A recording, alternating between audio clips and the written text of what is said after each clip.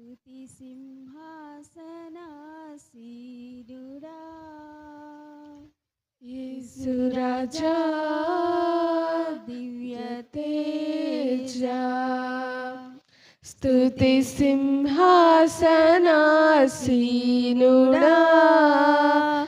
యేసు రాజా దివ్య తేజా. అద్వితీయుడవు పరిశుద్ధుడవు అతి సుందరుడవు నీవే ప్రభు. అద్వితీయుడవు పరిశుద్ధుడవు అతి సుందరుడవు నీవే ప్రభు. నీతి నయములని సింహాసనాధారం, నీతి నయములని సింహాసనాధారం, కృపా సత్యములని సన్నిధానవత్తులు, కృపా సత్యములని సన్నిధానవత్తులు. స్తుతి సింహాసనాసీనుడా యేసు రాజా దివ్య తేజా. బలియు అర్పణ కోరవు నీవు, బలి అయితివి నా దోషముకై. బలియు అర్పణ కోరవు నీవు, బలి అయితివి నా దోషముకై. నా హృదయమిని ప్రియమగు ఆలయం, నా హృదయమిని ప్రియమగు ఆలయం. స్తుతియాగమునే చేసేద నిరతం, స్తుతియాగమునే చేసేద నిరతం. స్తుతి సింహాసనాసీనుడా యేసు రాజా దివ్య తేజా. బూరధ్వనులే నింగిలో మ్రోగగా, రాజాది రాజా నీవే వచ్చువేలా. బూరధ్వనులే నింగిలో మ్రోగగా, రాజాది రాజా నీవే వచ్చువేలా. సంసిద్ధతతో వెలిగే సీదితో, సంసిద్ధతతో వెలిగే సీదితో, పెళ్లి కుమారుడా నిన్నెదుర్కొందును, పెళ్లి కుమారుడా నిన్నెదుర్కొందును. స్తుతి సింహాసనాసీనుడా యేసు రాజా దివ్య తేజా. స్తుతి సింహాసనాసీనుడా యేసు రాజా దివ్య తేజా.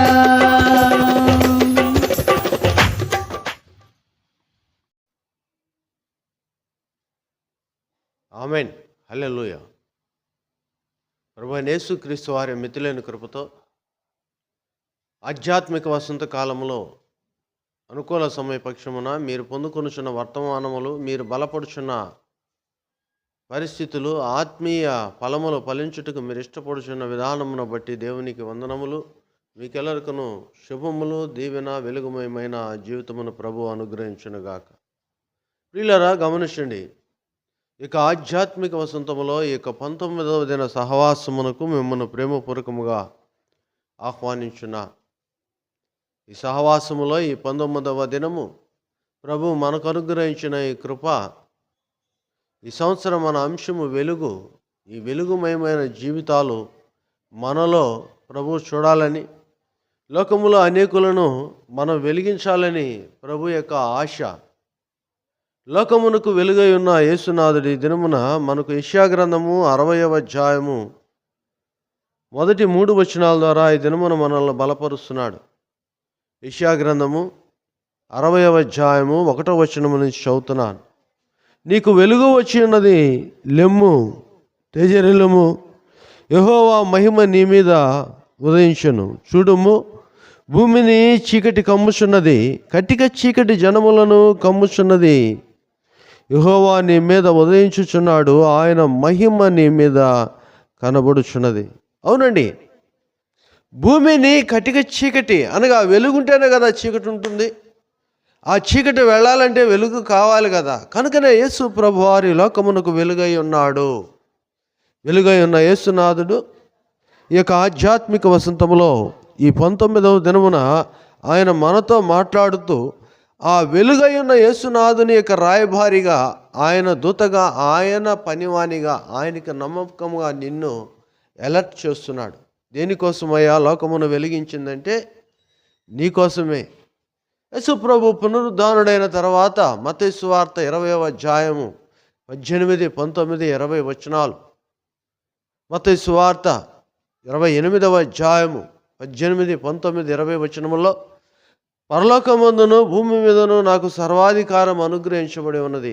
ఎవరి కోసం అంటే మన కోసం. మీరు వెళ్ళండి, నేను మీతో కూడా వస్తానని చెప్పి సర్వాధికారి వెలుగై ఉన్న యేసు ప్రభువారు ఆయన వెలుగుమయమైన జీవితాన్ని మనకిచ్చి మనల్ని ఆయన సజీవ సాక్షులుగా వాడుకొనుచున్నాడు. కనుకనే ఇక్కడ నీకు వెలుగు వచ్చి ఉన్నది, లెమ్ము, తేజరిల్లుము అని వాక్యము నీతో స్పష్టంగా ఈ దినమున మాట్లాడుచున్నా. వాక్యమై ఉన్న యేసుదేవుడు శరీరధారిగా వచ్చిన కృపాసత్య సంపూర్ణుడు నీ కొరకు నా కొరకు ఆయన శ్రమానుభవమును పొంది శిలువ మరణమును వహించి సమాధిని జయించి పునరుద్ధానుడై మనల్ని ఆయన వెలిగించుచున్నాడు. ఆయన వెలుగులో రూపించబడుతున్న మనము, తీర్చిదిద్దబడుచున్న మనము, మన జీవితాలు ప్రకాశమానముగైన ఉంచాలనే ప్రభు ఈ మాట చెప్తున్నాడు. మరలా చదువుతున్నాను, నీకు వెలుగు వచ్చి ఉన్నది, లెమ్ము, తేజరిల్లుము, లెమ్ము, తేజరిల్లుము, యెహోవా మహిమ నీ మీద ఉదయించును. చూడుము, భూమిని చీకటి కమ్ముచున్నది, కటిక చీకటి జనములకు కమ్ముచున్నది. యెహోవా నీ మీద ఉదయించును, ఆయన మహిమ నీ మీద కనబడుచున్నది. జనములు నీ వెలుగునకు వచ్చెదరు, రాజులు నీ ఉదయ కాంతికి వచ్చెదరు. నువ్వు ఎప్పుడైతే అలర్ట్ అవుతావో, నువ్వు ఎప్పుడైతే ప్రభు యొక్క వెలుగును పొందుకొని ప్రభు కొరకు నువ్వు ప్రకాశమానమైన స్థితిలో విరసిల్లుతావో, అప్పుడు భూమి మీద ఉన్న ప్రజలను, భూరాజులను ప్రభు పక్షమున నీతో సహకరిస్తారు.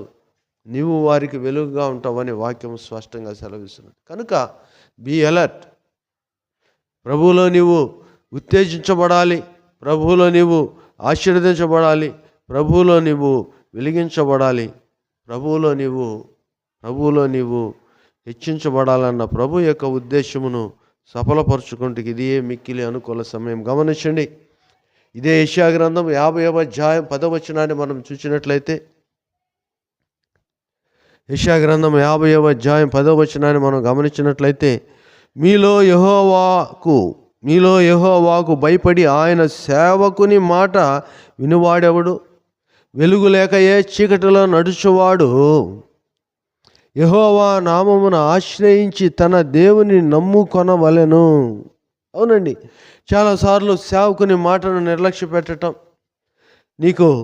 నీకు వెలుగును ప్రభు పక్షమును అందించుచున్న నీ జీవితాన్ని వెలిగించి చక్కని మార్గమైన యేసు మార్గములో తిప్పుతున్న సేవకునికి వ్యతిరేకముగా ప్రభు యొక్క వాక్యమునకు విధేయత చూపని లోకములో నువ్వు జీవిస్తున్నావు. అయితే ఈ యొక్క ఆధ్యాత్మిక వసంతములో సేవకుని మాట వినే గుణము కూడా నేర్చుకుని నీవు ప్రభు యొక్క పక్షమున సేవకునిగా దాసుని రూపముగా దాల్చాలని ప్రభు ఆశిస్తున్నాడు.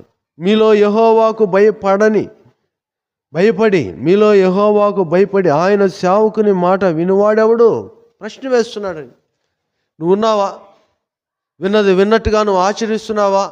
ప్రభు అయితే అంటాడు, యోహాను సువార్త 10వ అధ్యాయం 27వ వచనంలో, నా గొర్రెలు నా స్వరము వినును, అవి నన్ను వెంబడించును, నేను వాటిని ఎరుగుదును. I know my sheeps, they follow me.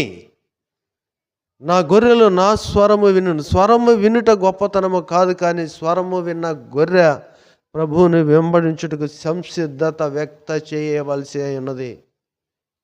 I know అని చెప్తున్నాడు. నేను ఎరుగుదును. నా గొర్రెలు నా స్వరము వినును, అవి నన్ను వెంబడించుదును, నేను వాటిని ఎరుగుదును. ఎవరైతే దేవుని యొక్క స్వరము సేవకుని ద్వారా ప్రభు స్వరము వినుచున్నారో, ఆ స్వర ప్రకారము, ఆ మాట ప్రకారం జీవిస్తున్నారో, వారి కొరకే ఈ యొక్క ఆధ్యాత్మిక వసంతం. నీ జీవితము కట్టబడాలని, నీ జీవితంలో విశ్వసించబడాలని, నీ జీవితంలో వర్ధిల్లాలని ప్రభు ఇచ్చిన ఈ చక్కని మార్గములో నీవు దినదినము ప్రభు పోలికలోనికి వెళ్ళాలని ప్రభు కృప చూపుతున్నాడు. కనుక ప్రియ సహోదరుడా, సహోదరి, ప్రభు రూపానికి రా. చీకటిలో నుంచి నిన్ను ఆశ్చర్యకరమైన తన వెలుగులోనికి నడిపించు. ప్రభు మాట విను. గమనించండి, మత్తయి సువార్త 4వ అధ్యాయము 12వ వచనము నుంచి 16 వరకు తెలుగు వర్షన్లో కలిసి ఉంటుంది. యెషయా ప్రవక్త ద్వారా ప్రవచించబడిన ప్రవచన వాక్కు. ఇంగ్లీష్లో అయితే 14 నుంచి 16 దాకా ఉన్నది. తెలుగులో అయితే 12వ వచనం నుంచి 16 వరకు కలిసి ఉంటుంది. యోహాను చెరపట్టనని యేసు విని గలిలయకు తిరిగి వెళ్ళి నజరేతు విడిచి జబులూను నఫ్తాలియా దేశముల ప్రాంతములో సముద్ర తీరమున కపెర్నహూమునకు వచ్చి కాపురం ఉండెను. గమనించండి, జబులూను దేశమును నఫ్తాలి దేశమును యొర్దానునకు ఆవలనున్న సముద్రమున అన్యజనులు నివసించు గలిలయయు.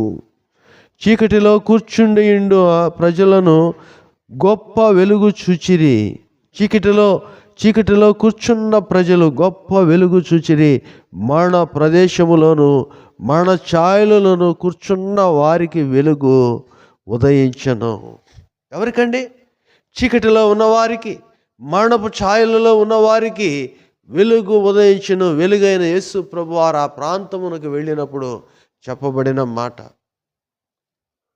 తన బాధలో, తన మానసిక ఆవేదనలో ఆయన తన పరిచర్యను ఆపక, ఈరోజు నీకు నాకు మనకు మాదిరిగా మన వ్యక్తిగత అవసరతలు చాలా ఉండి ఉండవచ్చు, కుటుంబ బాధ్యతలు ఉండి ఉండవచ్చు, లేదు నీ జీవితంలో సాగించవలసినవి చాలా ఉండవచ్చు. వీటన్నిటికి మించి ప్రభు అంటున్నాడు, ఈరోజు పరిచర్య ధర్మమును నువ్వు నెరవేర్తించాలి. యోహాను చెరపట్టబడ్డాడు, యోహాను మరణానికి అప్పగించబడ్డాడు. అయినను యేసు ప్రభువారు చీకటిలోను మరణపు ఛాయలలోనూ ఉన్నవారికి ఆయన వెలుగిచ్చుటకు, వారి జీవితములను వెలుగుమయము చేయుటకు ఆయన అద్దరికి వెళ్ళి వారితో పరిచర్య సాగిస్తున్నాడు. రే సహోదరుడా, సహోదరి, నువ్వు ఏ స్థితిలో ఉన్నా చిగురించాలని, నీ జీవితము ఆశీర్వాదకరముగా మారాలని ప్రభువు కోరుకున్న ఈ యొక్క సమయము యెషయా ప్రవక్త యేసుక్రీస్తు వారికి రాకక ముందే దావీదు వలె యేసు ప్రభుని కలిగి జరగబోచున్న కార్యములను అక్కడ తెలియచేస్తున్నాడు. చూడండి, ఇదే మీకు చదివిన ప్రవచన వాక్యమే. మత్తయి సువార్త 4వ అధ్యాయము చదువుకున్న ఆ యొక్క ప్రవచన వాక్యం యెషయా చెప్పినట్లు మనం గమనిస్తున్నాం కదా. యెషయా గ్రంథము 9వ అధ్యాయము 2వ వచనం. యెషయా గ్రంథము 9వ అధ్యాయము 2వ వచనము. చీకటిలో నడుచు జనులు గొప్ప వెలుగును చూచుచున్నారు. మరణపు ఛాయలు గల దేశ నివాసులు వెలుగు ప్రకాశించును. నీవు జనమును విస్తరింపజేయుదువు, వారి సంతోషమును వృద్ధిపరుచుచున్నావు. వారి సంతోషమును ఎవరైతే తేజరిల్లటానికి సిద్ధపడి ఉన్నారో, ఎవరైతే ప్రభు పక్షమున కార్యము సఫలము చేయటానికి వచ్చిన వెలుగుని సద్వినియోగము చేయుచున్నారో వారు మాత్రమే. కనుకనే ఇక్కడ యెషయా భక్తుడు అంటున్నాడు, నీకు వెలుగు వచ్చి ఉన్నది, లెమ్ము తేజరిల్లు. ఎంతోమంది లెంట ఆచరించవచ్చు, కానీ వారి జీవితంలో వెలుగు ఉదయించటం లేదేమో. ఒకవేళ నీవు కూడా ఉదయించబడిన నీవు మళ్ళీ చీకటిలోనికి వెళుతున్నావేమో. చీకటిలో నుండి తన ఆశ్చర్యకరమైన వెలుగులోనికి పిలిచిన యేసునాథుని విడిచి నీ స్వయిష్ట ప్రకారము, సొంత ఉద్దేశ ప్రకారం జీవిస్తున్నావేమో. ఆలోచించు. ప్రభు కృప నీకు తోడై ఉండగా, ప్రభు నిన్ను నడిపించుచుండగా, ప్రభువుని విడవక ఎడబాయక ఈ యొక్క 19వ దిన సహవాసములో ప్రభువుని కలిగి, ప్రభువుని ఎరిగి జీవించు. ఇది మిక్కిలి అనుకూల సమయం. చదువుతున్నానని మళ్ళా చూడండి. నీకు వెలుగు వచ్చిన్నది, లెమ్ము తేజరిల్లెము, యెహోవా మహిమ నీ మీద ఉదయించును. చూడుము, భూమిని చీకటి కమ్ముచున్నది, కటిక చీకటి జనములను కమ్ముచున్నది. ఈ చీకటిని పారద్రాలంటే యేసు ప్రభు వారు నిన్ను వెలిగించిన విధానమును బట్టి నీవు ఆ వెలుగును లోకమునకు చూపించవలసిన వాడవై ఉన్నావు. గమనించండి, నీ దుఃఖ దినములు సమాప్తి కావాలంటే ఇక్కడే 20వ వచనములో అంటున్నాడు. యెషయా గ్రంథం 60వ అధ్యాయము 20వ వచనములో అంటున్నాడు ఆయన అంటున్నాడు, నీ సూర్యుడు ఇంకనూ అస్తమింపడు, నీ చంద్రుడు క్షీణింపడు, యెహోవాయే నీకు నిత్యమైన వెలుగుగా ఉండును. The lord is light of you. యెహోవాయే నీకు నిత్యమైన వెలుగుగా ఉండును. నీ దుఃఖ దినములు సమాప్తమైనవి. ప్రియా విశ్వాసి, దైవ జనాంగమా, దైవ సేవక, నీ జీవితములో ఉదయించు సూర్యుడిగా ఉన్న యేసు ప్రభువారు నీ దుఃఖ దినములో సమాప్తి చేయుటకు వెలుగులోనికి నిన్ను నడిపిస్తున్నాడు. యెహోవాయే నీకు నిత్యమైన వెలుగు. తండ్రే కుమారునిగా నీకోసం వచ్చాడు. ఆ వెలుగులో నీవు స్థిరపడితే నిన్ను ఆయన లోకములో హెచ్చించి ఆశీర్వాదకరంగా మారుస్తాడు. కనుక ఈ వర్తమానమును స్వీకరించి ప్రార్థనలో ఏకీభవించు. ప్రభుతో కూడా గడుపు. ప్రభు నీకు తోడై నడిపించునుగాక. నీ కొరకు చిన్న ప్రార్థన చేస్తున్నాను. ప్రార్థనలో ఏకీభవించు. ప్రభువుకు మహిమకరంగా జీవించు. ప్రార్థన. ప్రేమ నమ్మకము గల తండ్రి, కృపగల దేవ, మీరిచ్చిన శ్రేష్టమైన సమయమును బట్టి వందనా. కేవలం మీ ఉచితమైన కృపలో నాయన లోకములో ఉన్న నా కొరకు మీరు ఉదయించిన విధానమును బట్టి వందనా. మీ వెలుగును నాయన మేము ఆహ్వాదించుటకు లేచి మీలో తేజపరచు భాగ్యమును ఇచ్చిన విధానమును బట్టి వందనా. మీ కృపాక్షేమమును మాపై కుమ్మరించి మెండైన దీవెనలు దయచేయమని నాయన వాక్యమైన యొక్క బిడలు అన్వయించుకొని తగిన సమయం అంతయు, మిగిలిన సమయం అంతయు ఆతృత కలిగి ప్రార్థించి మీలో వెలిగించబడి ఇక మీదట దుఃఖము లేక ఆనందముతో గడుపు భాగ్యమును అనుగ్రహించమని యేసు నామమును అడుగుచున్నాము తండ్రి. ఆమేన్. తండ్రి, కుమార, పరిశుద్ధాత్మ వెలుగుమయమైన తేజ మహిమ మీకెల్లరికను ప్రభు తోడై నడిపించునుగాక. ఆమేన్. హల్లెలూయా.